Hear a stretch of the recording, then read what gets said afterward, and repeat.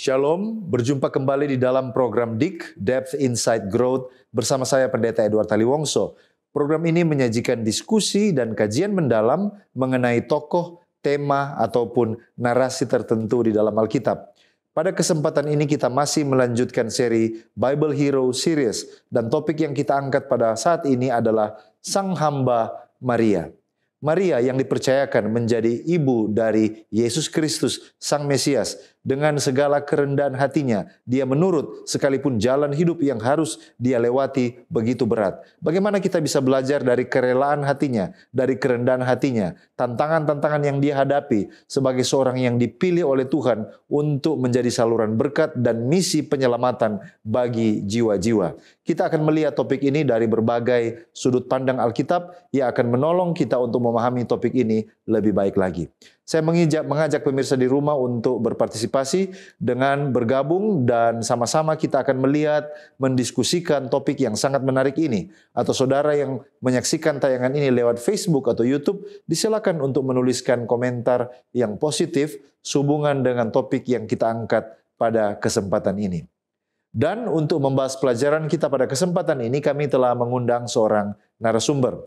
Narasumber kita adalah hamba Tuhan Pendeta Handri Runtuwene, MM.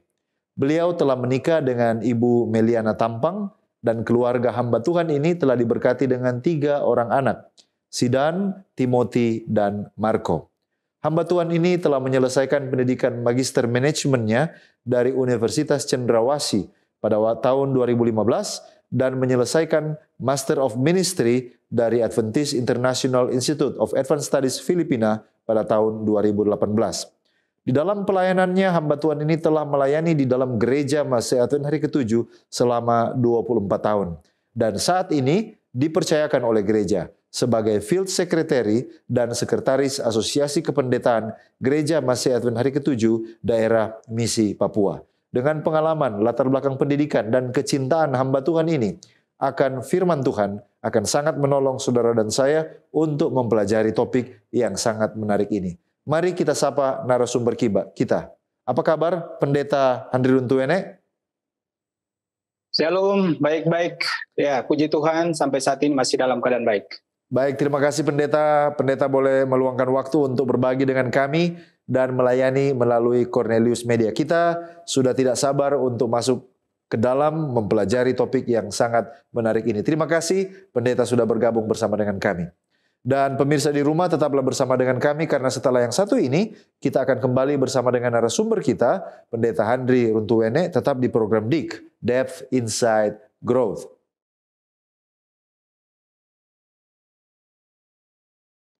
Kembali lagi bersama dengan kami di dalam program DIK, Depth Insight Growth, di mana kita akan mempelajari Alkitab secara mendalam untuk memperluas wawasan dan mengharapkan terjadi pertumbuhan kerohanian. Dan bagi saudara yang baru bergabung, topik yang kita angkat pada kesempatan ini adalah Sang Hamba Maria. Dan pemirsa di rumah, kita akan membaca kitab suci, tetapi sebelumnya mari kita meminta bantuan kuasa Roh Kudus menolong kita di dalam membaca firman Tuhan. Mari kita tunduk kepala dan kita berdoa. Bapa Tuhan kami, Allah yang Maha Baik, terpujilah Engkau Tuhan, oleh karena kesempatan yang Engkau berikan bagi kami untuk mempelajari firman-Mu. Kembali lagi pada kesempatan ini hamba Tuhan, Pendeta Handri Runtuwene, ia akan menolong kami mempelajari satu tokoh Alkitab yang perannya begitu signifikan di dalam rencana keselamatan untuk menyelamatkan jiwa. Kami berdoa kiranya kuasa Roh Suci menolong hamba Tuhan dan kami semua yang akan belajar. Kami dikuasai oleh kuasa Roh Kudus-Mu, diberikan kemampuan untuk memahami firman Tuhan. Di dalam nama Yesus Kristus kami sudah berdoa. Amin. Pemirsa, kami ajak Anda untuk bergabung di dalam pembacaan firman pada saat ini. Dan mari kita buka Alkitab kita di dalam Lukas pasal 1. Lukas pasal 1 ayat 37 dan 38. Sebab bagi Allah tidak ada yang mustahil. Kata Maria, sesungguhnya aku ini adalah hamba Tuhan. Jadilah padaku menurut perkataanmu itu. Lalu malaikat itu meninggalkan dia. Demikianlah pembacaan kitab suci yang menjadi landasan dasar kita untuk berdiskusi pada kesempatan ini. Dan mari kita langsung masuk kepada narasumber kita, Pendeta Handri Runtuwene. Apa saja kira-kira latar belakang dari seorang Maria yang perlu kita ketahui sebelum kita akan masuk lebih dalam tentang kehidupannya? Disilakan Pendeta. Terima kasih untuk kesempatan yang sudah diberikan. Jadi latar belakang dari Maria atau yang kita kenal sering kita dengar dari banyak orang tentang Maria ini, maka kita dapati dia pada waktu dia ditemui oleh malaikat, dia masih sangat-sangat muda. Dan saat itu dia memiliki hubungan dengan Yusuf. Ya, Yusuf, dan mereka sudah kita dapati bahwa lewat pelajaran Alkitab, Yusuf dan Maria adalah menantu dari seorang yang bernama Eli. Nama Maria sendiri berarti bintang laut kepahitan ataupun laut kepahitan. Atau masih ada lagi yang satu, pemberontakan. Kita dapati di sini, Maria ini, dia adalah seorang yang sangat rendah hati, walaupun waktu itu dia masih sangat muda. Membuat keputusan yang sangat berani ketika dia ditemui oleh malaikat dan berbicara dengan dia bahwa dia akan mengandung dan melahirkan seorang anak yang akan diberi nama Yesus. Dia tidak menolak. Ini adalah sesuatu yang luar biasa. Kalau kita kembali ke belakang, kita melihat latar belakang daripada bangsa Israel, hal itu tidak mungkin terjadi. Ya, hal itu adalah sesuatu yang sangat tabu. Dan kalau sesuatu yang sangat tabu, bisa jadi akan terjadi penolakan, bahkan bukan hanya penolakan, tetapi dia menurut hukum daripada Israel, seorang yang didapati berzina maka dia akan dirajam. Tapi dia menerima.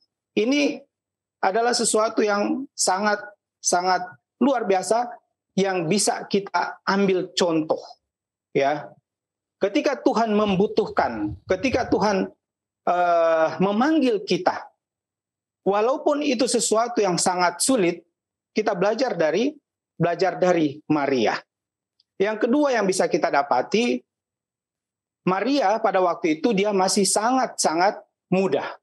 Dilihat dari silsilah dan berbagai hal, maka kita dapati bahwa dia masih terlalu muda untuk menerima hal itu, namun dia tetap percaya dan dia tetap terima apa yang menjadi kehendak Tuhan.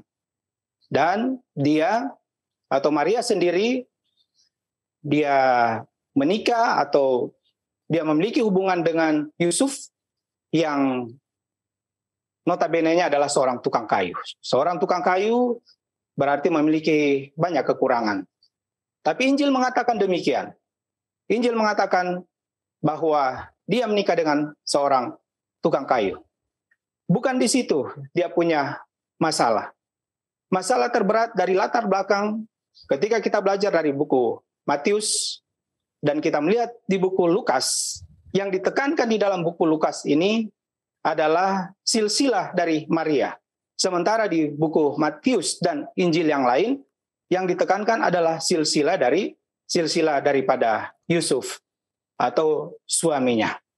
Jadi kalau di zaman dahulu, di zaman Yesus itu, yang lebih ditekankan adalah silsilah dari suami atau dari laki-laki. Tapi bukan berarti bahwa wanita atau istri atau Maria ini tidak punya silsilah. Dia ada silsilah. Dan dia adalah keturunan Daud, namun bukan dari keturunan Salomo, melainkan berasal dari keturunan Nathan. Jadi hal ini yang perlu kita tahu. Kepahitan, kenapa disebut arti daripada Maria itu kepahitan?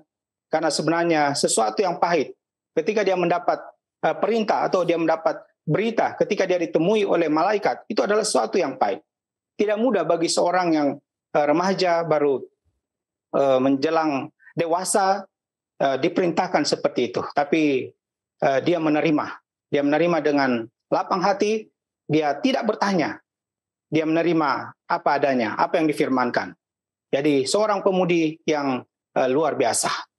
Baik. Jadi itu yang bisa kita lihat dari latar belakang Maria ini. Baik. Apalagi latar belakang yang lain. Latar belakang yang lain yang bisa kita lihat, dia adalah seorang ibu rumah tangga. Dia adalah ibu rumah tangga, dia juga adalah pelatih. Pelatih bagi siapa? Bagi Yesus. Ya, ketika Yesus lahir, dia adalah pelatih bagi Yesus. Dia mengajarkan prinsip-prinsip kehidupan. Mungkin kita akan katakan, bukankah Yesus itu Allah? Bukankah Yesus itu Tuhan? Tetapi dia lahir sebagai manusia. Nah, oleh karena itu, ibunya memiliki peran yang sangat-sangat luar biasa. Siapa yang tidak kenal Maria? Semua orang mengenal Maria. Bahkan yang tidak percaya Yesus pun mengenal Maria. Di seantero muka bumi ini pasti tahu siapa Maria. Maria adalah ibu daripada Yesus Kristus. Malaikat menyebut Maria yang dikasihi. Dan dia berkata bahwa Tuhan bersamamu. Maria mendapat kehormatan. Allah memilih dia untuk menjadi saluran berkat bagi dunia ini. Ketika Yesus lahir dari Maria, dia menjadi saluran berkat bagi dunia. Karena Sang Juru Selamat lahir dari rahim Maria. Dan ini adalah hal yang perlu kita renungkan di dalam kehidupan kita sebagai manusia. Hal ini perlu kita tahu, dan pada saat yang sama juga kita perlu menempatkan diri setepat-tepatnya di mana posisi kita berada. Apakah kita hanya tahu Maria sebagai ibu Yesus, ataukah ada misi yang lebih besar ketika dia melahirkan Yesus? Kita tidak berbicara fokus pada Yesus, tapi kita berbicara fokus pada Maria saat ini. Jadi tugas dan tanggung jawab Maria itu sangat besar bagi Yesus dan juga bagi dunia. Nah, ini peran dari seorang Maria ketika dia menjadi ibu, ketika dia menjadi istri, dia memiliki peran yang sangat luar biasa. Latar belakangnya, dia adalah seorang yang rendah hati, sudah pasti dia lahir dari keluarga yang baik-baik juga. Itu berarti bahwa dia dididik juga oleh orang tua yang baik. Baik, terima kasih Pendeta. Dan memberikan yang terbaik bagi dia. Ya, baik, terima kasih Pendeta. Pertanyaan selanjutnya adalah Maria seringkali dikenal dengan sebutan perawan Maria. Sampai sekarang ini Virgin Mary itu adalah ucapan yang atau gelar yang melekat kepadanya. Tetapi apakah benar dia tetap menjadi seorang perawan, dalam arti di sini tidak menikah untuk selama-lamanya? Ya, menjadi seorang gadis untuk selama-lamanya. Bagaimana Pendeta melihat pertanyaan ini? Kalau sebutan sebagai perawan, tentu pada waktu sebelum dia melahirkan Yesus, ketika malaikat bertemu dengan dia. Tetapi setelah Yesus lahir, dia sudah menikah dengan Yusuf. Dan kita tahu, kita pelajari akan Alkitab, Yesus memiliki adik-adik. Artinya memiliki saudara-saudara. Ada laki-laki dan juga ada perempuan. Kalau kita berbicara jasmani, tentu Maria tidak perawan. Jadi itu adalah sebutan. Dia tidak perawan lagi ketika pertanyaan, apakah dia perawan terus? Tidak. Karena dia menikah dengan Yusuf dan dia memiliki anak-anak sesudah Yesus. Alkitab memberikan informasi bahwa sebelum Yesus lahir, mereka tidak berhubungan. Tetapi sesudah Yesus lahir, ada anak-anak yang lahir. Itu berarti bahwa mereka ada berhubungan. Jadi ini penting. Itu mungkin sebagai gelar yang diberikan oleh orang-orang tertentu, tapi kita tidak menyebutkan dia sebagai perawan selamanya. Baik. Karena Maria sudah menikah. Ya, baik. Terima kasih pendeta, dan terima kasih ini adalah informasi pendahuluan yang akan menolong mempersiapkan kita untuk masuk lebih dalam. Kita masih akan maju terus mempelajari tentang kekuatan, kelebihan, mungkin juga kelemahannya, dan kita akan kembali setelah pesan-pesan rohani berikut ini. Tetaplah bersama-sama dengan kami, tetap di program DIK, Depth Insight Growth.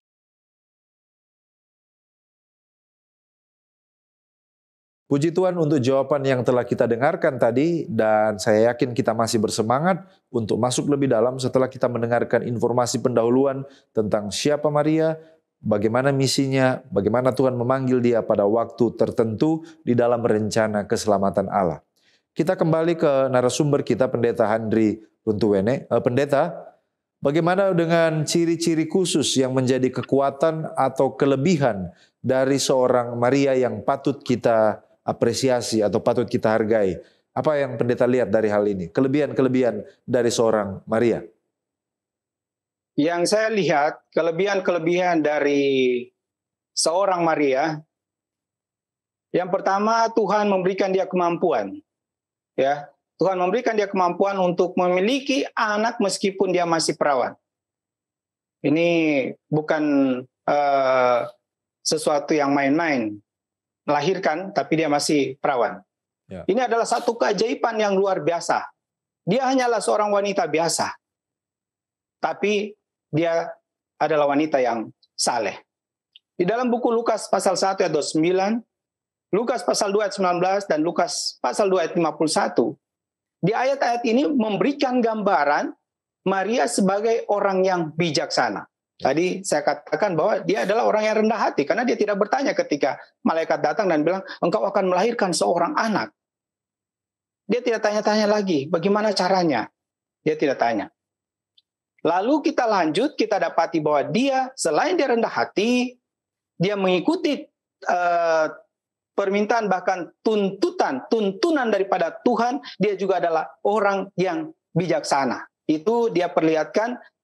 Yang pertama, dia tidak banyak ngomong, dia tidak banyak bicara, tetapi dia perlihatkan bahwa dia adalah seorang yang banyak berpikir. Dia merenung.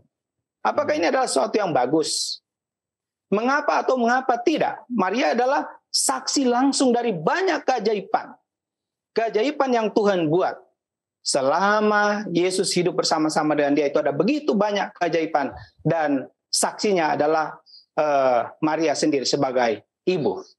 Pertama, seseorang dapat mengabaikan hal-hal yang terjadi secara kebetulan. Dan apa yang terjadi pada Maria itu bukan kebetulan, tetapi adalah rencana Allah. Ada banyak perempuan pada waktu itu. Tapi kenapa Tuhan memilih Maria? Ini pertanyaan yang sangat baik untuk kita renungkan. Tidak perlu jawaban secara spesifik, tetapi ini adalah baik untuk kita renungkan. Ada banyak perempuan waktu itu, tapi dia atau Allah lebih memilih Maria. Allah sanggup membaca hati. Allah sanggup melihat segala sesuatu, dan dia membaca bahwa ada ciri-ciri, ada kekuatan, ada kekhususan dari wanita yang bernama Maria ini. Dan Allah memilih dia untuk juru selamat lahir lewat rahimnya. Jadi hal ini perlu kita renungkan. Maria dia tidak, ketika dia menerima berita itu, dia tidak tanggapi dengan kesombongan atau dia tidak berbantah-bantah. Dia tenang, dia diam, dan dia menerima apa yang menjadi keputusan Tuhan. Dia diam saja. Apalagi kita bisa dapati di dalam hatinya dia selalu bermeditasi. Dia coba memahami apa maksud Tuhan. Ketika kita minta sesuatu oleh Allah, apakah kita sering merenung? Apakah kita ada meditasi? Maria dia bermeditasi, dia bertanya jawab, tapi dalam hati dia tidak secara terbuka. Dia berbicara lewat doa-doa yang dia sampaikan kepada Allah. Ada perwujudan dari keinginan untuk mengerti. Pertanyaan kepada malaikat, perbedaan-perbedaan yang terjadi ya ketika malaikat Gabriel mengatakan dia akan memiliki seorang putra. Mungkin dia bertanya, tapi itu dalam hati, dia tidak secara terbuka. Ya, bagaimana pertanyaan-pertanyaan yang lain muncul ketika kunjungan gembala dan kemudian kunjungan orang-orang bijak mempengaruhi pola pikir daripada Maria. Dia tidak banyak bertanya. Walaupun mungkin saat itu sebelum didatangi oleh orang Majus yang sering kita dengar, dia tidak tanya, Tuhan, saya mau dapat biaya dari mana mau kasih besar anak ini. Tidak. Dia adalah orang yang luar biasa, wanita yang hebat. Dan dia sudah dipersiapkan oleh siapa? Sudah pasti yang pertama adalah orang tuanya, yang kedua adalah ajaran-ajaran yang dia terima, dan yang ketiga Allah sendiri yang mempersiapkan dia.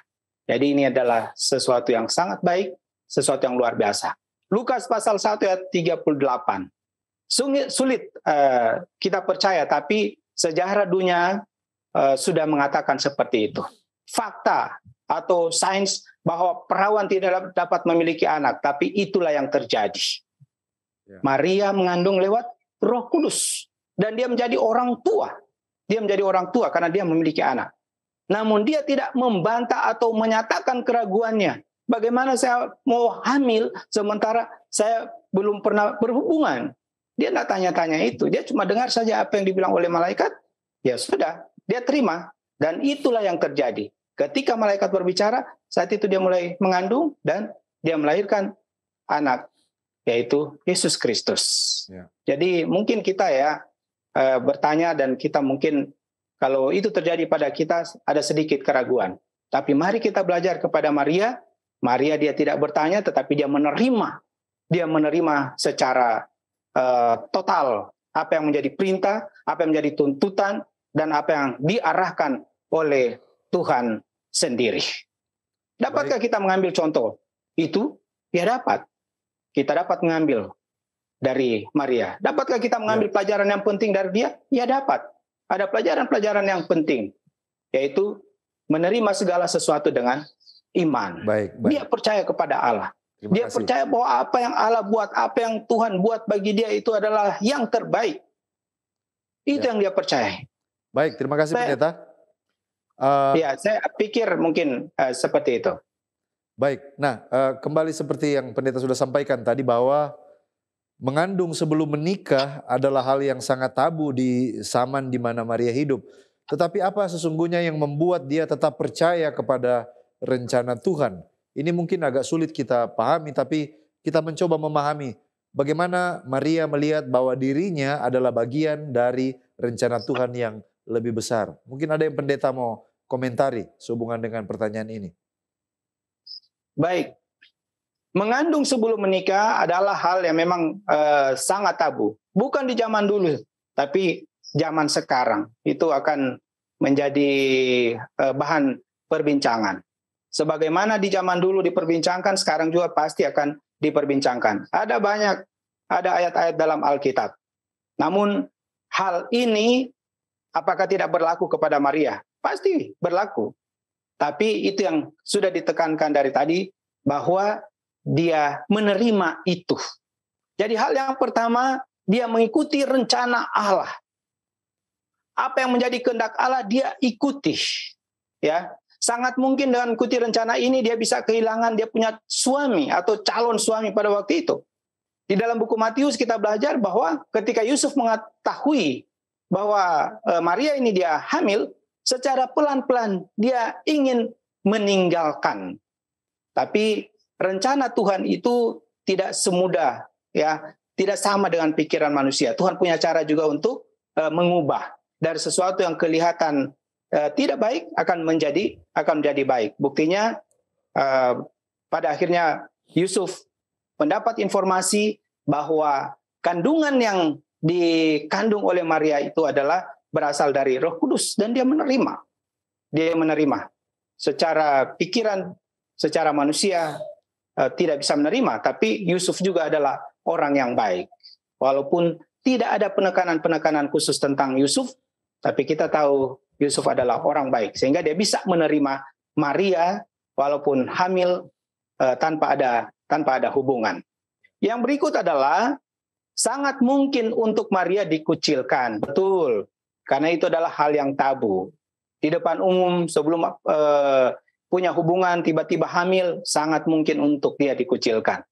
Tapi dia menerima karena dia tahu bahwa malaikat Gabriel itu adalah suruhan Allah. Orang lain mungkin kalau cerita ini keluar, siapa yang mau percaya? Apa betul malaikat ada bertemu dengan dia? Dia simpan itu. Dia simpan dan dia terima apa adanya. Ini yang harus kita ambil. Seringkali kita tidak bisa menerima apa adanya. Kita tidak bisa menerima 100%. Ketika Tuhan memilih kita, ketika Tuhan memberikan kita beban pelayanan atau beban masalah atau apa saja yang terjadi pada kita, kita tidak seperti Maria. Maria dengan tabah menjalani tapak demi tapak. Satu langkah demi langkah yang berikutnya. Dia terima itu. Dia menerima cemoohan. Dia menerima hal-hal yang tidak sangat diinginkan. Tapi demi maksud-maksud Allah, demi tercapainya rencana Allah, dia pasrah pada kehendak Allah. Jadi itulah yang bisa kita ambil pelajaran yang sangat penting dan sangat baik. Baik, terima kasih Pendeta. Jadi memang ketabahannya, kerelaan hatinya, dia tunduk walaupun tadi ada risiko yang Pendeta sudah sampaikan, dikucilkan dan mungkin juga kehilangan tunangannya yang menjadi calon suaminya yaitu Yusuf. Tapi disinilah kerendahan hati, kerelaan hati yang luar biasa dari seorang Maria untuk mengikuti rencana Tuhan. Nah, mungkin apa saja yang menjadi peristiwa-peristiwa penting di dalam kehidupan Maria, di mana ada tindakan-tindakan dan peristiwa-peristiwa penting di dalam kehidupannya yang patut jadi perhatian khusus kita pada kesempatan ini. Disilakan Pendeta. Oke, baik. Kalau peristiwa-peristiwa penting sudah banyak kita bicarakan tadi. Bahkan hal-hal yang bisa terjadi itu bisa saja terjadi, tetapi semua ada campur tangan Tuhan. Peristiwa-peristiwa penting yang bisa kita dapati. Pertama, ketika malaikat memberitahukan kepada gembala-gembala dan mereka pergi. Itu peristiwa yang penting. Lalu dia dikunjungi oleh orang-orang Majus. Itu juga adalah peristiwa-peristiwa yang penting yang diingat oleh Maria, bahwa kehendak Tuhan itu ketika Tuhan mengizinkan sesuatu terjadi, maka Tuhan akan membantu untuk menyelesaikannya. Bayangkan, mereka dalam keadaan kekurangan, tidak punya apa-apa istilahnya, tapi melahirkan anak adalah rencana Tuhan. Mereka mau besarkan dengan apa? Dan Tuhan menyiapkan.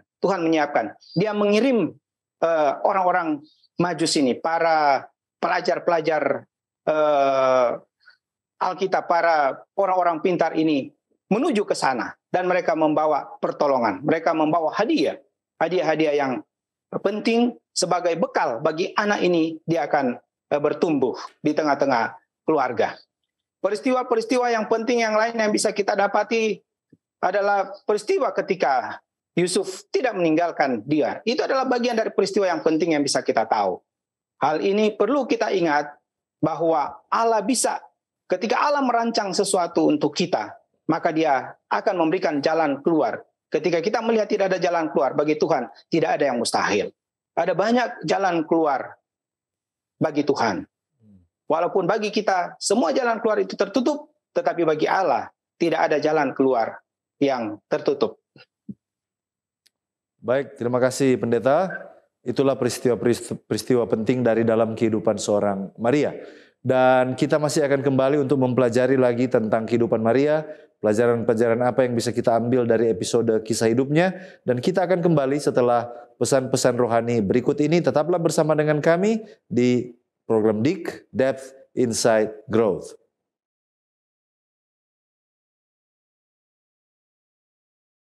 Kembali lagi bersama dengan kami di dalam program DIK, Depth, Insight, Growth. Dan topik yang kita angkat pada kesempatan ini bagi saudara-saudara yang baru bergabung adalah Sang Hamba Maria. Bersama dengan narasumber kita Pendeta Handri Runtuwene. Tadi kita sudah mendengarkan bagaimana hal-hal yang menjadi kelebihan-kelebihan dari seorang Maria. Dan sekarang kita lanjut tentang akhir kehidupannya. Bagaimana akhir kehidupan dari seorang Maria? Apakah benar dia diangkat ke sorga dan menjadi perantara bagi umat di sana? Seperti mungkin yang banyak dipercayai oleh orang-orang. Bagaimana Pendeta melihat hal ini? Yang saya lihat, ya kita hanya belajar dari Alkitab saja, bahwa Maria dia tidak diangkat seperti itu. Tapi ada janji khusus buat dia pasti itu. Hal seperti ini kita harus melihat dari perspektif atau pandangan dari Alkitab sendiri. Semua orang mati ada di mana? Ada di kubur. Yang naik ke Allah itu roh atau nafas, ya, nafas hidup. Jadi kita percaya bahwa Maria sampai pada saat ini, walaupun dia menjadi ibu dari juru selamat, tapi dia masih sementara menunggu kedatangan sang juru selamat itu. Ya. Dia tidak langsung diangkat ke surga, lalu dia ada di sana dan dia memperhatikan kehidupan manusia. Tidak. Jadi hal ini perlu menjadi perhatian bagi kita. Kalau kita belajar tentang kehidupan, kita belajar tentang kematian, satu hal yang pasti. Kalau kita setia ya pasti kita akan masuk surga. Tapi kita sementara menunggu siapa? Kita sementara menunggu sang juru selamat. Ketika sang juru selamat itu naik ke surga, dia katakan bahwa dia akan datang kembali. Menjemput kita, menjemput kamu. Mau kemana? Bersama-sama dengan dia. Hidup dengan dia di dalam kerajaan sorga. Jadi bagaimanapun faktanya lewat Alkitab yang kita dapati, tidak ada ayat mengatakan bahwa Maria saat ini sudah berada di dalam kerajaan sorga. Baik. Kira-kira seperti itu, Pendeta. Terima kasih, Pendeta. Jadi mungkin agak sedikit bertentangan dengan apa yang banyak dipercayai oleh orang, bahwa sebagaimana yang lain saat ini masih tidur di dalam kematian, demikian juga Maria walaupun dia adalah orang yang saleh, yang setia di dalam pelayanan semasa hidupnya. Nah, pertanyaan selanjutnya adalah kira-kira apa saja pelajaran-pelajaran penting dari hidup seorang Maria yang bisa kita petik sebagai orang Kristen yang hidup di zaman modern ini. Bagaimana Pendeta melihat hal ini? Saya melihat pelajaran yang penting yang bisa kita ambil daripada Maria ini, yang pertama adalah dia tidak suka berdebat. Ya, kalau sekarang kita lihat ada banyak ibu-ibu yang suka berdebat. Berdebat dengan siapa? Dengan suami. Berdebat dengan siapa? Berdebat dengan tetangga. Berdebat dengan siapa? Dan anak-anak bahkan sekalipun. Bukan cuma seperti itu.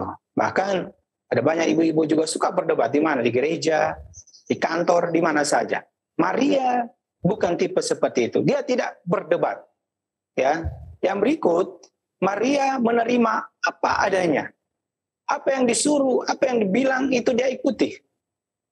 Semestinya yang bisa kita ambil dan bisa kita lihat dari Maria ini, kita lakukan. Terlebih khusus bagi kaum wanita, ibu-ibu.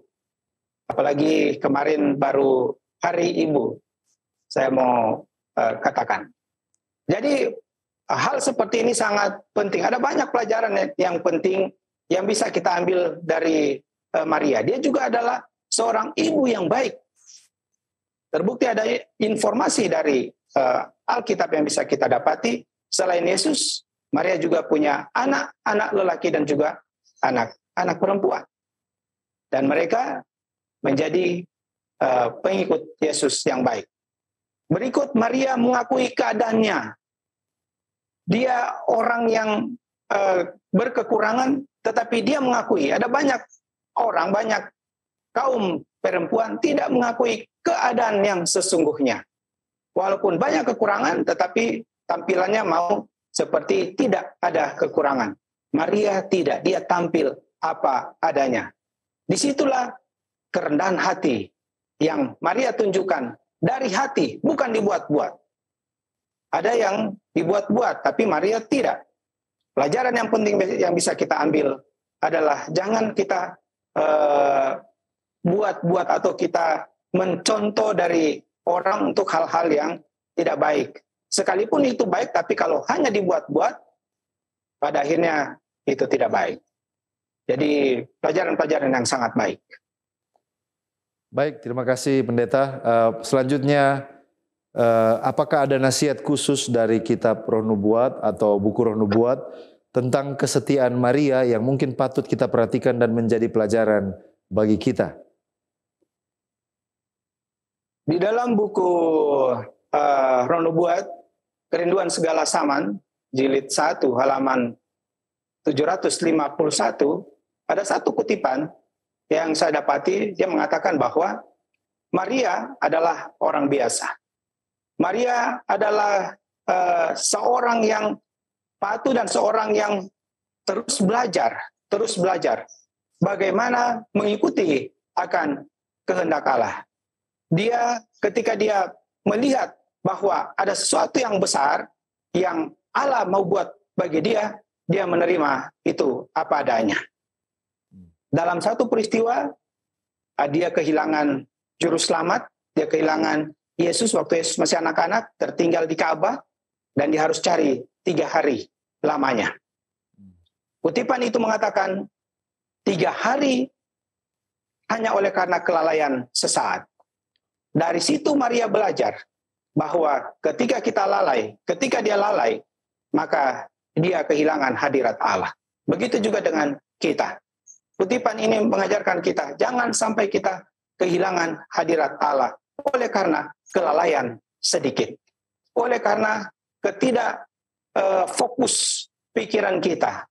Oleh karena ketidakmampuan kita untuk melihat apa yang menjadi tuntutan dari Allah untuk kehidupan kita. Maka kita akan kehilangan hadirat Allah selama berhari-hari. Mungkin kita lalai berdoa, mungkin kita lalai membaca Alkitab, mungkin kita lalai mengikuti peribadatan, maka kita akan kehilangan hadirat Allah selama berhari-hari.